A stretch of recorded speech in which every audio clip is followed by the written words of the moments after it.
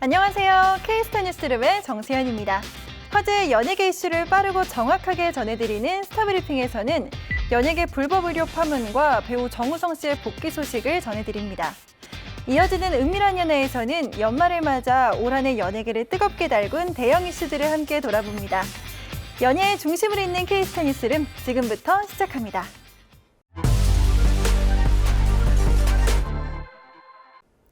연예계는 지금 주사이모 파문으로 혼란스럽습니다. 그룹 샤이니의 멤버 키씨는 불법 의료 의혹이 제기된 후 11일 만에 뒤늦게 의혹을 인정했습니다. SM엔터테인먼트는 지난 17일 키씨가 지인의 추천을 받아 주사이모 이모 씨가 근무하는 강남구 소재 병원에 방문해 진료를 받았다고 키씨를 둘러싼 의혹을 인정했습니다.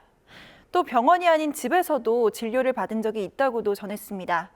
소속사는 이 씨를 의사로 처음 알게 됐지만 이번 논란으로 아니라는 사실을 인지하게 됐다고 해명했는데요. 그러다 보니 집에서 진료받는 것이 문제가 될 거라고 생각하지 못했다며 말했습니다. 키 씨는 저 역시도 새롭게 알게 된 사실들에 혼란스럽고 당황스러웠다며 현명하게 주변을 돌아보지 못한 것 같아서 죄송하고 부끄러운 마음이라고 반성의 뜻을 전했습니다. 이번 논란으로 키 씨는 자숙의 시간을 갖기로 했습니다. 오랫동안 출연해왔던 예능 프로그램 나 혼자 산다와 놀라운 토요일에서 하차했고 내년 초에 예정돼 있던 SM타운 라이브 콘서트 등에도 출연하지 않을 전망입니다.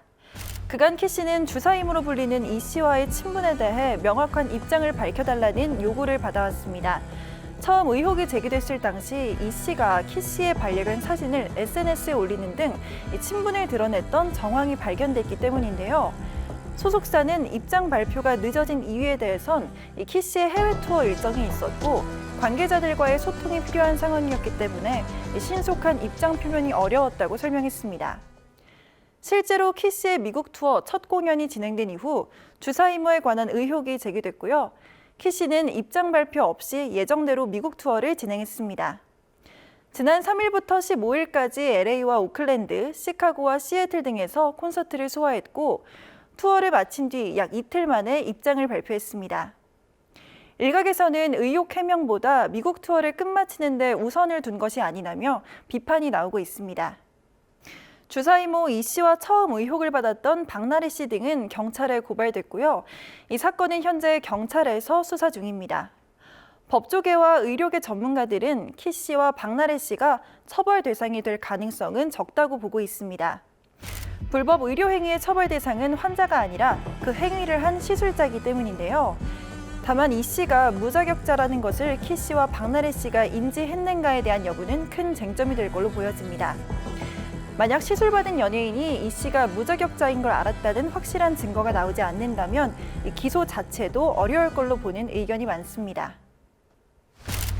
키 씨에 이어 유튜버 입짧은 햇님도 같은 의혹을 인정하면서 이번 논란은 이른바 주사 이모 게이트로 불리고 있습니다. 입짧은 햇님은 구독자 170만 명 이상을 보유한 유튜버로 박나래 씨와 키 씨와 함께 예능 프로그램에 고정 출연 중이었습니다. 입짧은 햇님은 지난 19일 자신의 유튜브 채널에 장문의 글을 게재하고 불법 의료 서비스를 받았다고 시인했습니다. 다만 그는 이모 씨와는 지인의 소개로 강남구의 병원에서 처음 만났기 때문에 의심의 여지 없이 의사라고 믿고 진료를 받았다고 해명했습니다. 입짧은 햇님은 신중하게 처신하지 못했던 건 저의 큰 불찰이라며 반성의 뜻을 내비쳤습니다.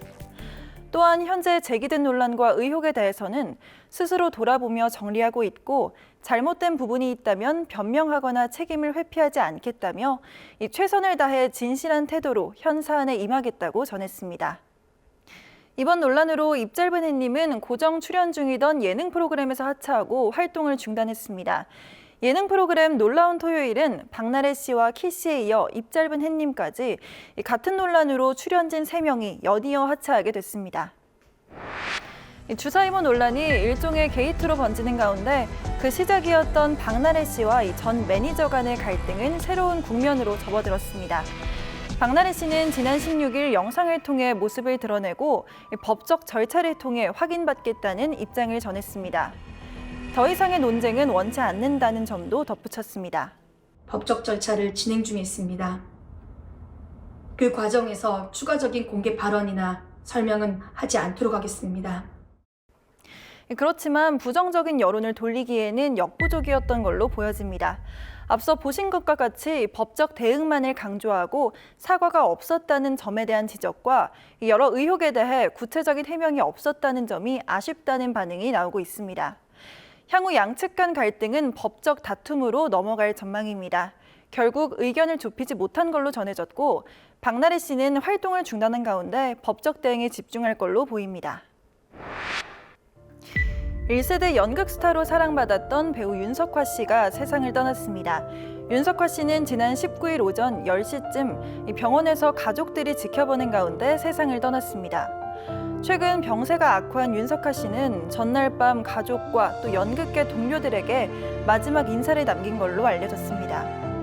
빈소는 서울 신촌 세브란스 병원 장례식장에 마련됐고 동료 연극인들이 이곳을 찾아 고인에게 마지막 인사를 전했습니다. 지난 1956년 서울에서 태어난 윤석화 씨는 1975년 민중극단의 연극 꿀맛으로 무대에 데뷔했습니다. 이후 1982년 실험극장에서 초연된 연극 신의 아그네스를 통해 본격적으로 이름을 알렸고 이 작품을 통해 1983년 제1회 여성동화 대상을 받으며 연극계 스타로 떠올랐습니다. 뿐만 아니라 명성황후, 사의찬미 등 뮤지컬 무대에서도 활약했고 영화 레테의 연가와 봄눈 등 스크린에서도 열연했습니다.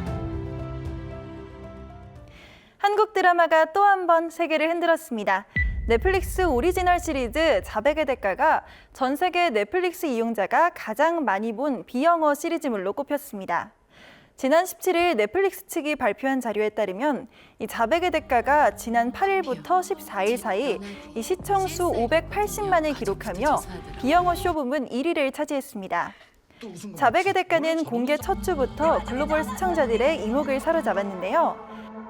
자백의 대가는 남편을 죽인 용의자로 몰린 안윤수가 교도소에서 만난 살인범 모은으로부터 거래를 제안받으며 펼쳐지는 미스터리 스릴러입니다. 이 시리즈는 전도연 씨와 또 김고은 씨의 탄탄한 연기력과 박진감 넘치는 전개로 대중의 호평을 얻고 있습니다. 배우 정우성 씨가 혼외자 논란 1년 만에 신작 메이드 인 코리아로 돌아왔습니다. 지난 24일 OTT 디즈니 플러스 신작 메이드 인 코리아가 공개됐습니다. 이 작품은 1970년대 국가를 수익 모델로 삼아 부와 권력을 주려는 백기태와 그를 무서운 집념으로 추적하는 검사 장건영이 거대한 사건들과 직면하는 이야기를 담았습니다. 정우성 씨는 이 백기태를 벼랑 끝까지 추적하는 검사 장건영을 연기했습니다.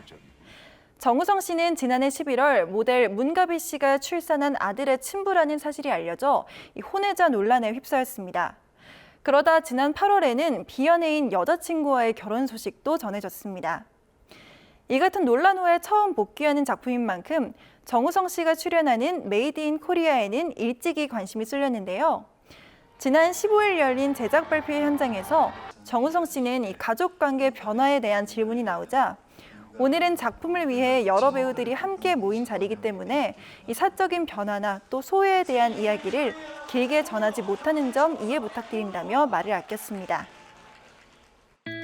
탑스타 부부가 탄생한 배우 신민아 씨와 김우빈 씨의 결혼식이 뜨거운 관심을 모았습니다.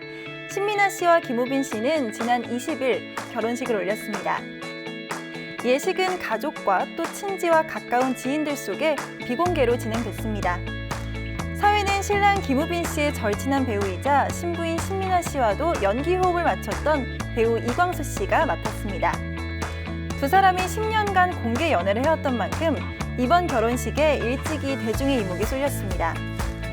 특히 지난 2017년 김우빈 씨가 비인두암 진단을 받고 활동을 중단했을 당시 신민아 씨가 곁을 지키며 힘을 보탠 걸로 알려져 어려움을 딛고 부부가 된 두 사람의 러브스토리가 더욱 로맨틱하다는 반응이 쏟아졌습니다.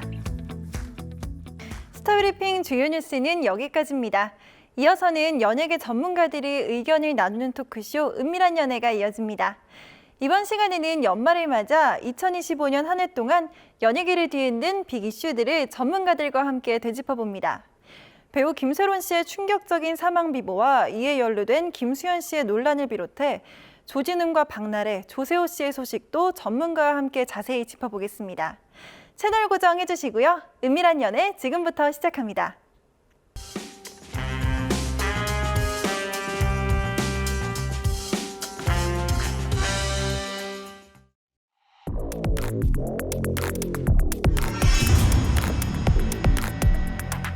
연예계에 숨겨진 은밀한 이야기, 속 시원한 수다와 정확한 팩트 체크로 풀어드리는 연애 토크쇼 은밀한 연애 지금 시작합니다.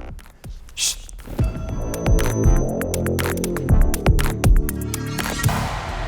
안녕하십니까, 신규진입니다. 연예계의 은밀하고도 충격적인 이야기들, 2025년 한 해에 정말 많은 사건과 변화가 있었습니다. 오늘 은밀한 연애에서는 올해 대중문화계를 뒤흔들었던 핵심 이슈만 쏙 뽑아서 팩트 기반 분석과 속 시원한 토크로 정리해 보도록 하겠습니다. 먼저 함께 해주실 전문가분들 소개를 먼저 시켜드려야 하는데, 아니 스타 브리핑이 지금 끝난 걸로 알고 있는데 왜 여기에 앉아 계시는 거죠? 정수연 아나운서 아닙니까? 네. 안녕하세요. 정수연입니다. 예. 항상 오프닝에서만 인사드렸었는데 이렇게 오늘 은밀한 연애에서도 함께 하게 됐습니다. 이렇게 은밀한 녹화장에 오니까 또 새로운데요. 오늘 합을 잘 맞춰보고 가도록 하겠습니다. 그러면은 우리 정수연 아나운서가 우리 정재희 아나운서를 이제 밀어내고 그쵸, 여기에 제가 지금 앉으신 건가요? 이 자리도 오늘 처음 앉아봤는데 예. 꽤 괜찮은 것 같아요. 야, 정재희 아나운서 꽤나 긴장을 많이 네, 하셔야 될 것 마음에 같습니다. 듭니다. 예, 이렇게 지금 당찬 포부로 지금 앉아 계신데, 사실 지금 정재희 아나운서가 지금 개인적인 스케줄 때문에 오늘 불참을 했는데, 야, 이거 보시면서 정말 긴장을 많이 하셔야 될 것 같습니다. 어쨌든 정수연 캐스터 너무 만나서 반갑습니다. 반갑습니다. 이건 진심입니다. 저도 반갑습니다. 진심으로 반갑습니다. 예, 너무 반갑고 우리 기자분들도 시청자분들께 인사 부탁드리겠습니다. 네, 안녕하세요. 저는 K스탄스의 안지성 기자인데요. 올 한 해 정말 다사다난했던 해였던 것 네. 같습니다. 연예계도 굉장한 많은 이슈가 있었는데 깔끔하게 한 방에 정리해드리도록 하겠습니다. 안녕하세요. YTN 스타 곽현수 기자입니다. 시청자분들도 올해 연예계 이슈가 너무 정신없이 많아서 좀 혼란스러우실 것 같은데요. 이번 편 통해서 일목요연하게 깔끔하게 정리해드릴 수 있도록 노력해보겠습니다. 이 회차가 지날수록 우리 곽현수 기자님은 정말 말씀을 정말 자연스럽게 잘하시는 것 같습니다. 네, 사람이 점점 하다 보면 나아져야죠. 사람이니까요. 상당히 쿨하신데요. 네, 저희도 나아지는 모습 점점 보여드리도록 하면서 지금 사실 또 카메라 밖에서도 우리 현직 연예부 기자들로 구성된 저희 은밀한 기자단도 함께 지켜보고 계십니다. 네, 아시죠? 유익한 정보와 솔직한 리액션을 담은 은밀한 댓글 많이 부탁드리겠습니다. 배우 김세론 씨가 서울 성동구 자택에서 숨진 채 발견됐습니다. 앞서 김 씨는 지난 2022년 5월 서울 청담동에서 술에 취해 운전을 하다가 사고를 낸 혐의로 경찰에 적발돼 한 차례 고 김세론과 미성년자 교제 의혹 등에 대해 어떤 입장을 밝힐지 주목됩니다. 올해 연예계 전체를 크게 술렁이게 한 사건, 바로 배우 김세론 씨의 사망이었습니다. 너무 안타까운 소식이었고 굉장히 큰 충격을 안겼는데요. 당시 사망 소식은 어떻게 전해졌습니까? 네, 당시 소식은 2월 16일 오후 연락이 닿지 않았던 김세론 씨를 걱정해 지인이 성수동 자택을 방문했다가 쓰러진 상태를 발견하여 전해졌습니다. 경찰은 오후 4시 54분 신고를 받고 출동했지만 이미 숨진 뒤였고 이후 수사에서도 범죄 혐의나 타살 정황은 없는 것으로 확인했습니다. 아역부터 성장해온 전도 유망한 젊은 배우의 갑작스러운 비극에 충격이 컸고 외신도 김세론 씨의 사망을 굉장히 비중 있게 다뤘습니다. 빙소에는 원빈, 한소희, 김보라 씨 등이 찾아서 애도를 전하며 많은 이들이 큰 슬픔을 나눴습니다. 네, 믿기지 않을 정도로 너무 안타까운 소식이었는데요. 이 사망 배경에 대해 구체적으로 알려진 내용이 더 있었나요? 유서 등이 발견되진 않아 정확한 배경은 저희가 알 수는 없겠지만 이 자숙 기간에 경제적인 어려움 그리고 대중의 굉장한 냉담한 시선 그리고 끊임없이 쏟아진 루머와 비난이 복합적으로 작용해서 고인을 극한의 상황으로 몰아넣지 않았을까 참으로 안타까운데요. 고 김세론 씨는 2022년에 음주운전 사고 이후에 모든 활동을 중단하고 자숙의 시간을 보내고 있었죠. 이 기간에 거액의 합의금과 벌금을 감당하면서 생활고에 시달렸고 악성 댓글까지 이어지면서 상상 이상의 고통을 겪은 것으로 보이는데요. 그럼에도 불구하고 영화를 통해서 이 활동 복귀를 타진 중이었는데 사망 소식이 들려와서 안타까움이 컸습니다. 참 김세롬 씨가 굉장히 어린 나이인데 이렇게 막 국민적인 악플을 받고 이러다 보니까 심적으로든 물질적으로든 굉장히 많이 힘들었을 것 같은데, 근데 갑자기 배우 김수현 씨가 언급이 되면서 완전히 다른 국면으로 전개가 된 것 같은데 이 김세론 씨와 김수현 씨 관계가 어떻게 되는 건가요?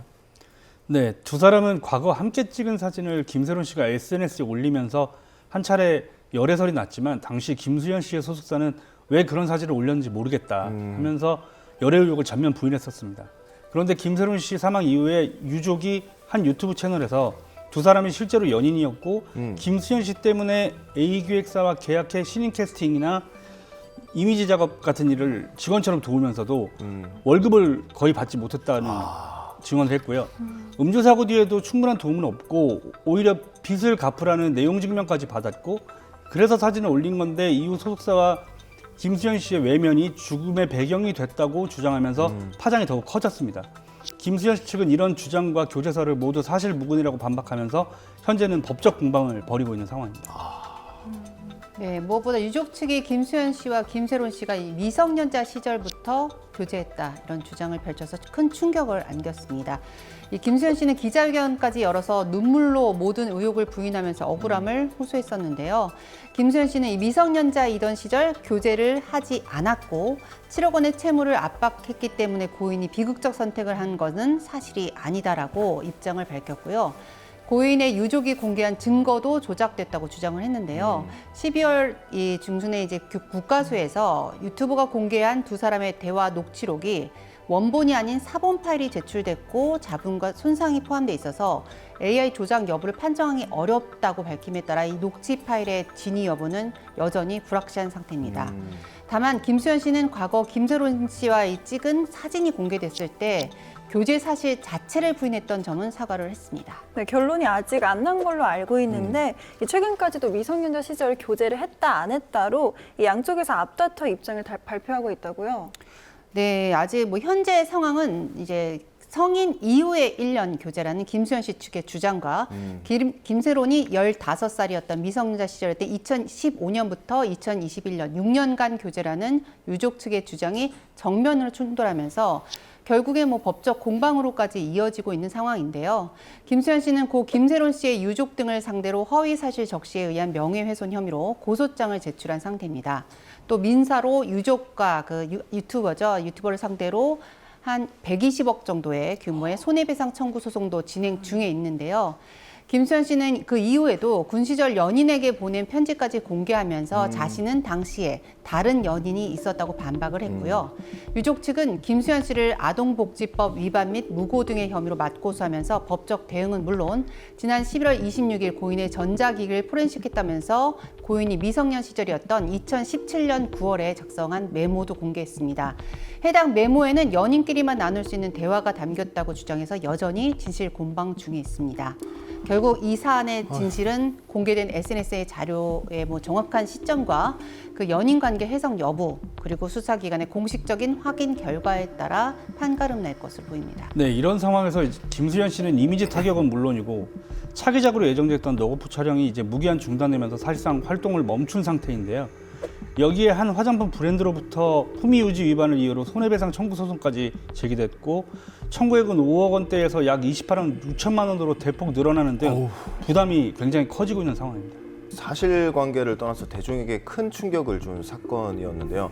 진실이 밝혀질 수 있을지 지켜봐야겠습니다. 이 사건 이후에 사실 하반기 연예계에는 큰 이슈가 딱히 없었거든요. 매년 프로야구가 끝나고 11월에는 연예계의 대형 사건들이 연이어 터지면서 이른바 11월 괴담이라는 말이 나올 정도였는데 올해 11월은 너무 조용하게 지나갔어요. 정수연 아나운서, 11월 괴담 들어보신 적 있나요?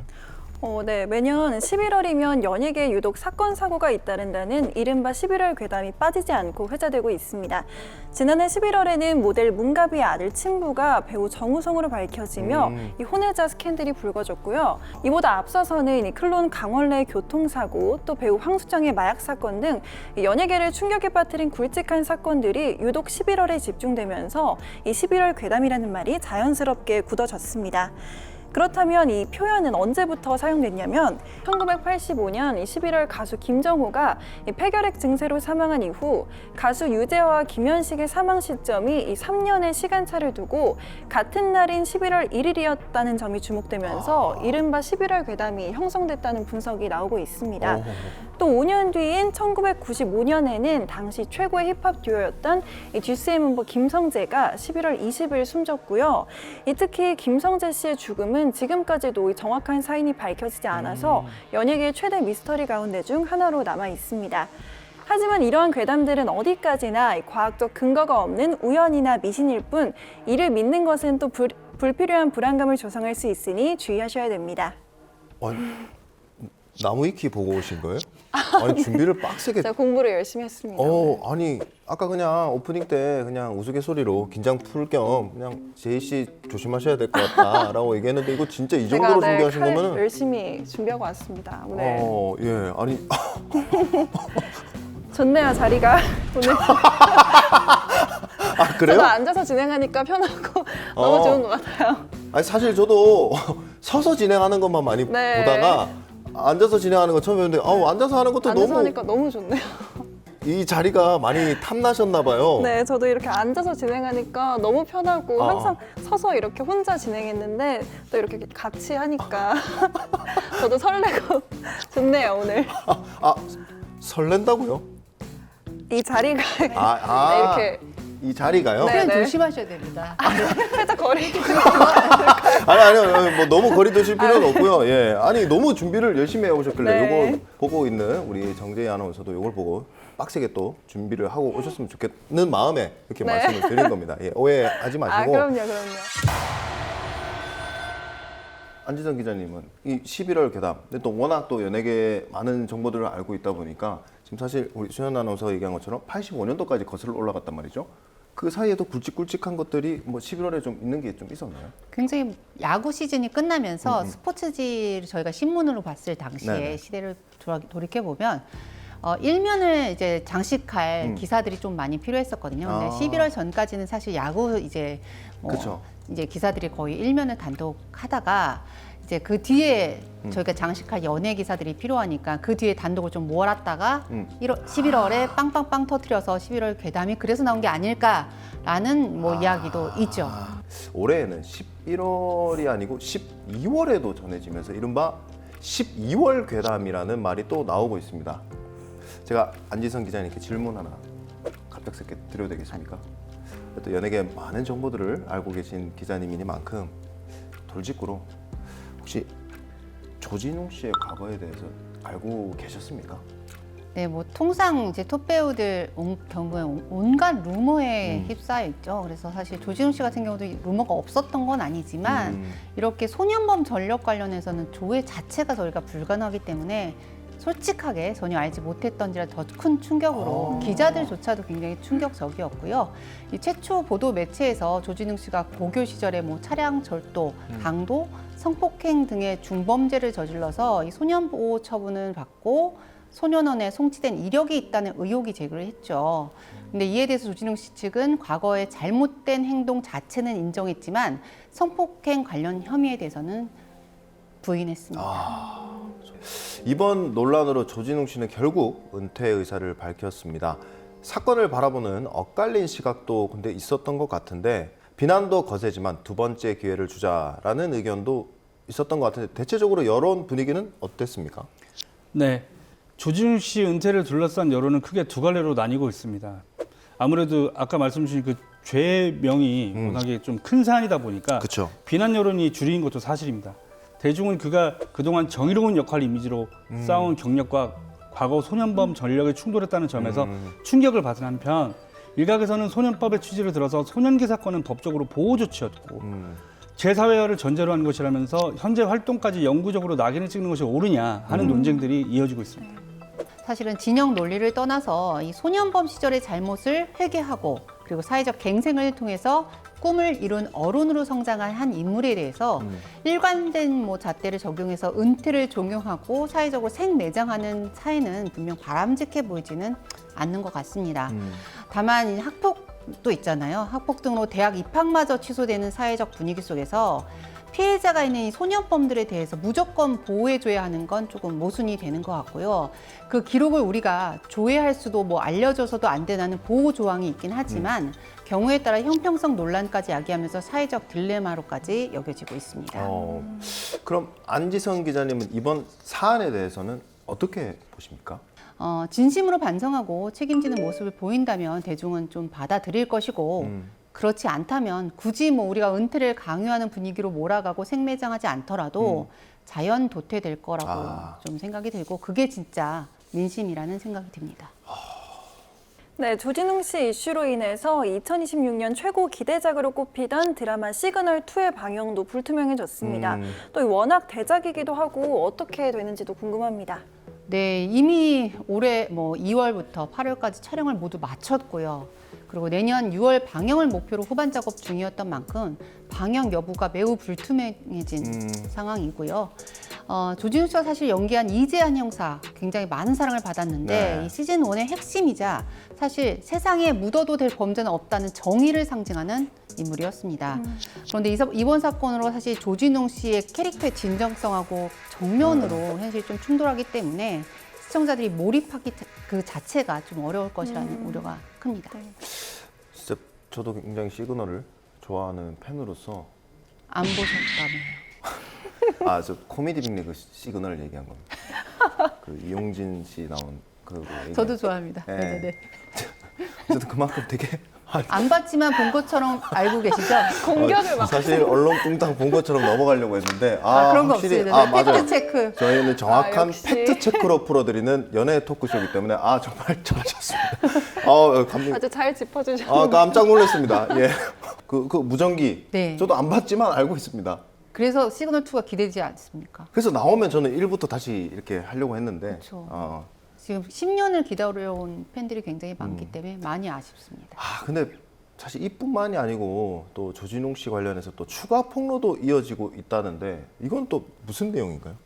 조진웅 씨가 은퇴를 선언한 이후에도 논란이 가라앉지 않고 있습니다. 이제 과거사 외에도 성인 시절의 폭행과 음주운전, 동료 배우 감독에 대한 신체적 언어적 문제를 경험했다는 증언들이 계속 나오고 있는데요. 일부는 술자리에서 동료를 폭행하거나 분위기를 망쳤다는 구체적 사례까지 언급하고 있습니다. 이러한 추가 폭로가 사실 여부 확인 없이 확산되면서 비난 여론이 다시 힘을 얻는 한편 소녀법상 기록 공개의 적법성을 문제 삼는 법조계의 의견도 공존하면서 논쟁은 계속 확대되고 있습니다. 말씀해 주셨던 것처럼 이 조진웅 씨 사건도 팬들을 놀라게 했지만 이 비슷한 시기에 조세호 씨도 조폭으로 의심되는 인물과 함께 찍은 사진이 공개되면서 논란에 휩싸였잖아요. 그래서 결국 출연 중이던 프로그램에서도 하차했는데 구체적으로 어떤 내용인가요? 네, 조세호 씨는 최근 온라인에서 제기된 조직폭력배 연루 의혹으로 큰 논란에 휩싸였습니다. 한 온라인상의 익명 계정이 조세호 씨가 폭력 조직의 핵심 인물과 친분 관계를 유지하면서 고가의 선물을 받았고 그 인물이 운영하는 프랜차이즈 업체를 홍보했다는 주장을 제기한 건데요. 네. 관련 사진하고 글이 퍼지면서 여론이 빠르게 악화됐습니다. 조세호 씨의 소속사는 해당 내용에 대해서 단순 지인 관계일 뿐이며 금품 수수도 사실 무근이라고 반박하면서 허위사실 유포에 대해 법적 대응을 검토 중이라고 밝혔습니다. 근데 궁금한 게 이 그 익명의 폭로자는 왜 갑자기 이 시점에 이거를 폭로를 했고 이 사람은 누구고 뭐 무슨 배경이 있었길래 이렇게 갑자기 폭로를 했는지 좀 굉장히 궁금하거든요. 사실 많은 분들이 궁금해하시는데요. 이 폭로자가 스스로의 신원을 명확하게 밝히지 않았습니다. 그래서 알 수는 없겠지만 폭로의 목적만큼은 크게 두 가지라고 직접 밝혔고요. 이 불법 도박의 피해를 막고 그리고 공인의 도덕성을 지적하기 위해 이 시점에 폭로에 나섰다라고 주장을 하고 있습니다. 특히 폭로자 A 씨는 조세호 씨와 친분이 있다고 주장한 특정 인물이 이 불법 도박 사이트를 운영하는 조직폭력배의 핵심 인물이라고 주장을 했고요. 조세호 씨의 친분을 이용해서 사업을 홍보하고 조세호 씨가 조직폭력배의 불법적인 활동에 간접적으로 도움을 주는 상황을 알리고 싶었다는 것이 가장 큰 이유라는 건데요.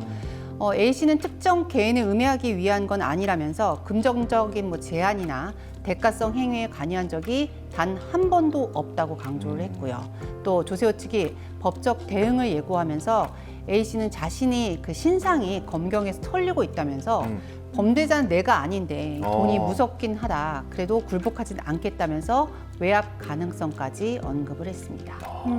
네, 사실은 뭐 연예계하고 지금은 많이 안 그렇습니다만 연예계와 조직폭력배의 관계는 과거부터 논란이 된 적이 꽤 많이 있고요. 사실 과거에 많은 이제 연예인들이 밤업소 출연이나 이런 행사를 많이 했었기 때문에 밤업소 출연 이권이나 뭐 예를 들어서 고리대금업, 협박 이런 등의 형태로 악연이 좀 형성이 됐던 적이 몇 차례 있습니다. 과거에 그 1990년대 개그맨 L씨 같은 경우는 조직폭력배 관련 친분 및 유흥업소 이권 개입 의혹에 휘말렸었는데요. 검찰 조사 결과 결국 무혐의 처분을 받고 활동을 계속 이어와서 현재까지도 큰 인기를 누리고 있습니다. 단순히 지인이란 이유만으로 법적 처벌 대상이 되진 않지만 연예인이 공적인 활동에 조직폭력배 관련 이권을 연결하거나 경제적 이득을 취한 정황이 드러나면 도덕적, 법적 문제는 확대가 좀 될 수 있을 것 그렇죠. 같고 네. 조세호 씨도 불법 연루는 부인하는 입장이기 때문에 조직폭력배 관련해서 이권 문제에 관여한 바가 없음을 직접 증명해내고 대중의 여론이 어느 정도 회복이 된다면 복귀 가능성은 열려 있다고 봅니다. 그리고 최근에 박나래 씨 역시 갑질 의혹과 불법 의료 논란 속에서 활동을 멈췄습니다. 특히 박나래 씨의 경우에는 비의료인에게 링거 시술을 받았다는 의혹까지 더해지면서 수사로까지 번졌는데요. 사실관계가 완전히 확인되기 전에 여론이 먼저 방송 퇴출을 결정하는 구조가 과연 적절한지에 대한 논란이 함께 제기되고 있습니다. 방송인 박나래 씨의 전 매니저 2명이 박 씨에게 갑질을 당했다고 주장하며 지난 6일 박나래 씨는 허위 주장을 앞세워 거액을 요구했다며 전 매니저들을 공갈 혐의로 고소했습니다. 네, 경찰에 따르면 박나래 씨는 지난 19일 밤 서울 용산경찰서에 출석해 비공개로 6시간 정도 조사를 받았습니다. 최근 제기된 사안들로 인해 많은 분들에게 걱정과 피로를 누린 점 무겁게 받아들이고 있습니다. 제가 하던 모든 프로그램에서 자진하차했습니다. 이 논란과 관련해서 박나래 씨는 영상 입장문을 통해서 최근 제기된 의혹들에 대해서 직접 해명을 했습니다. 현재 제기된 사안들은 감정적 대응이 아닌 법적 절차를 통해서 차분히 확인하겠다고 밝혔습니다. 전 매니저와의 고소 맞고소 사건과 불법 의료 의혹까지 겹치며 수사가 진행 중인 상황에서 박나래 씨는 추가 발언 없이 활동을 중단하고 사안 정리에 집중하겠다는 입장을 분명히 했습니다. 네, 조금 전에 말씀해 주신 것처럼 연예계에서 요즘 잇따라 논란이 불거지고 또 이 해당 사건들이 연예계를 넘어서 또 사회적 파문으로 일으키면서 일각에서는 요즘 다양한 음모론도 제기되고 있는데요. 이 영화 더킹을 보면 극중 검사로 등장하는 정우성 씨가 이슈는 이슈로 덮는다고 말하면서 이 정치권 이슈를 연예인 사건으로 덮어버리는 장면이 기억이 나기도 합니다. 그런데 진짜 궁금했었는데 이렇게 이슈가 또 다른 이슈를 대신하는 사례가 정말 있나요?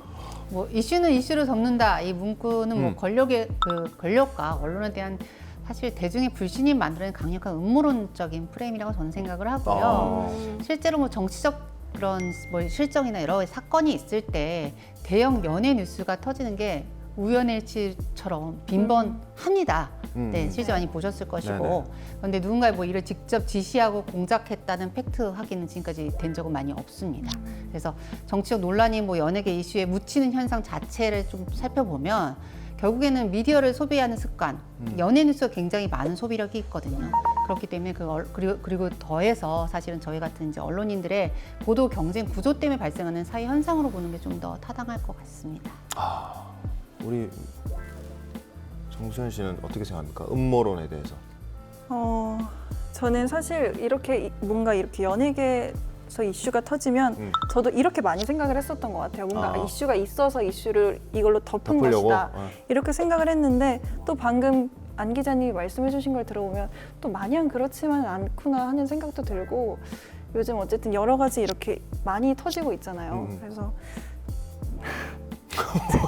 조심스럽나요? 네. 이거는 알아서 잘 해주실 겁니다. 예, 걱정하지 마시고.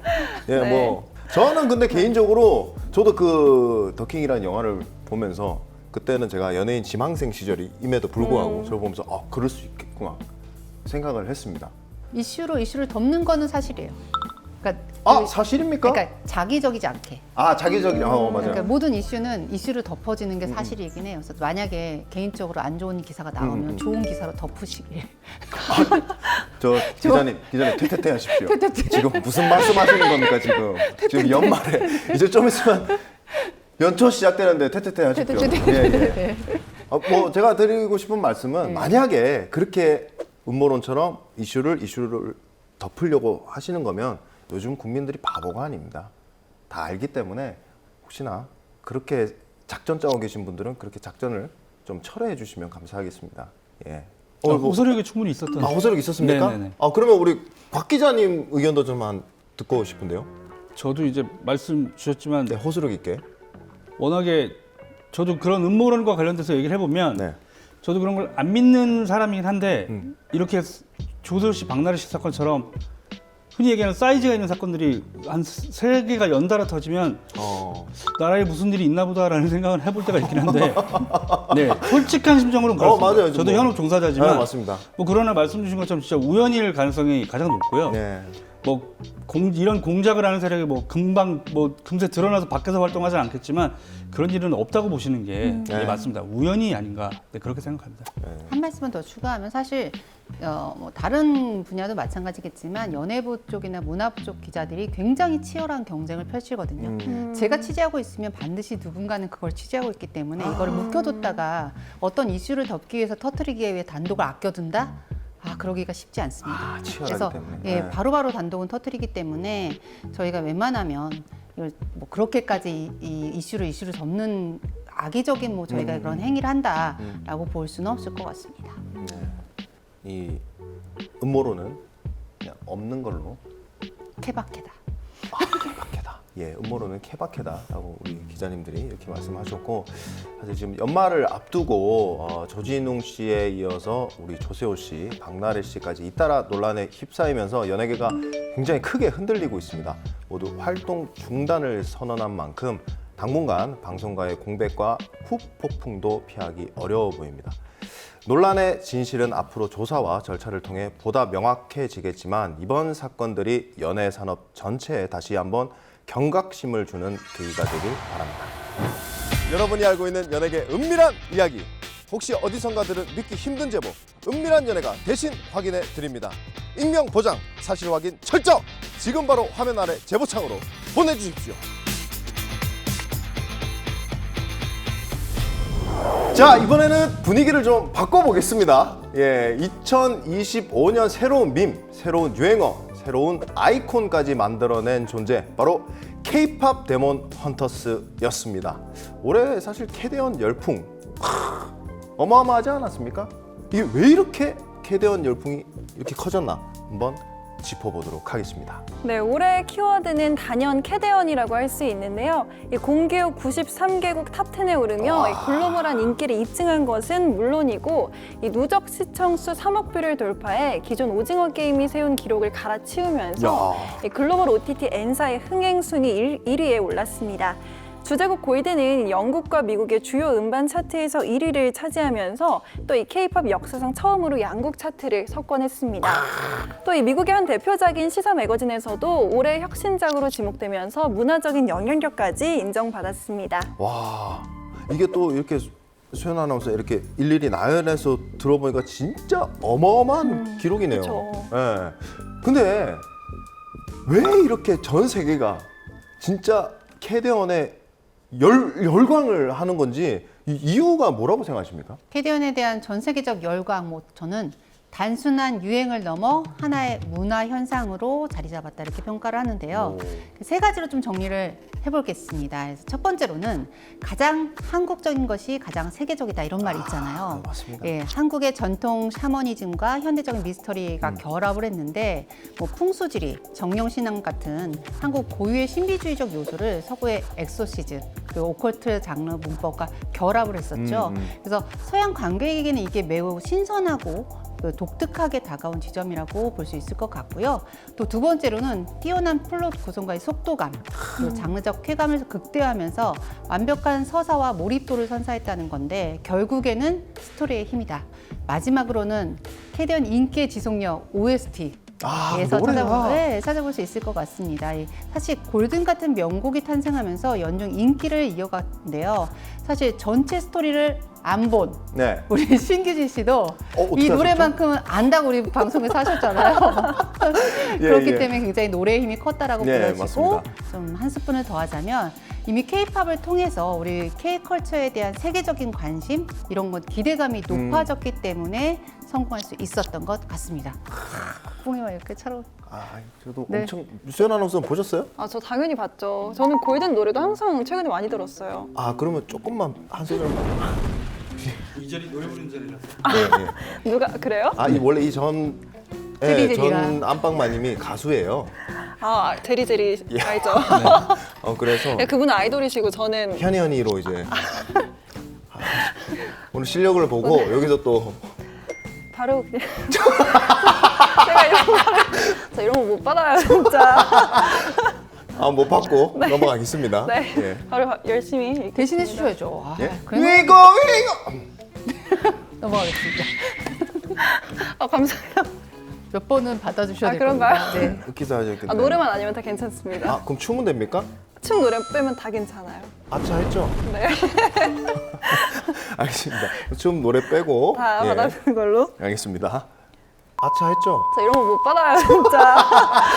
네. K컬처에 대한 자부심을 느끼게 했던 반가운 소식부터 많은 이들의 마음을 무겁게 했던 각종 논란까지 올 한 해 연예계에는 정말 크고 작은 일들이 쉼없이 이어졌는데요.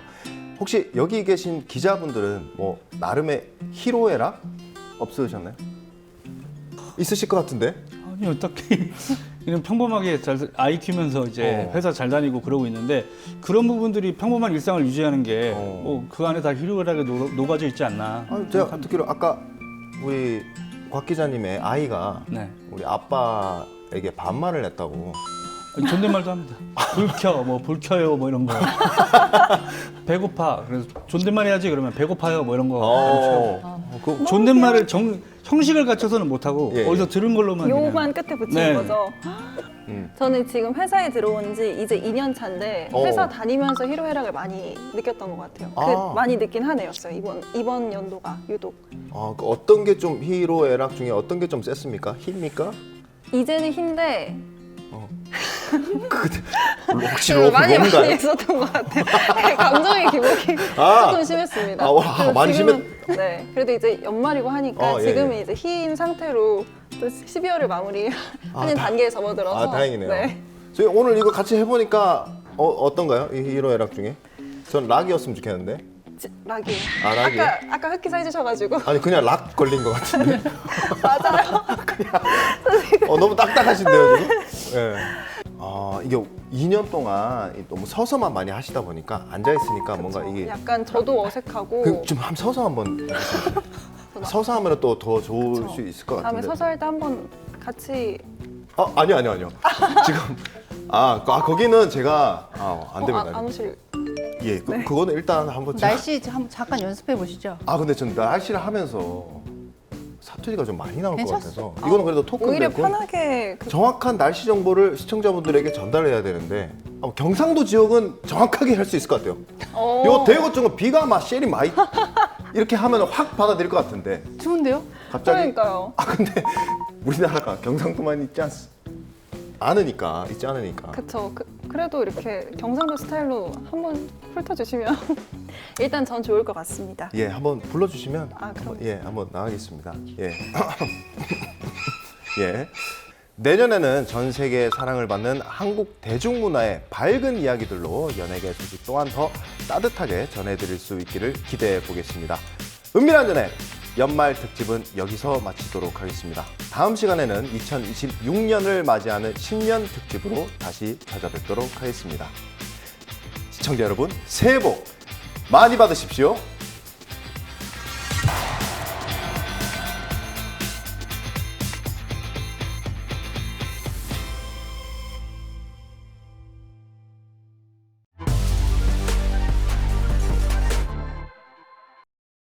오늘 K스타 뉴스룸은 연말을 맞아 올해 연예계를 뜨겁게 달군 핫 이슈를 되짚어봤습니다. 다사다난했던 2025년 연예계였는데요. 내년에는 좋은 소식들만 가득하길 기대해봅니다. 따뜻한 연말 보내시고요. 다음 주에도 여러분이 궁금해하실 연예 뉴스와 흥미로운 비하인드 스토리로 찾아뵙겠습니다. 지금까지 K스타 뉴스룸이었습니다. 시청해주셔서 고맙습니다.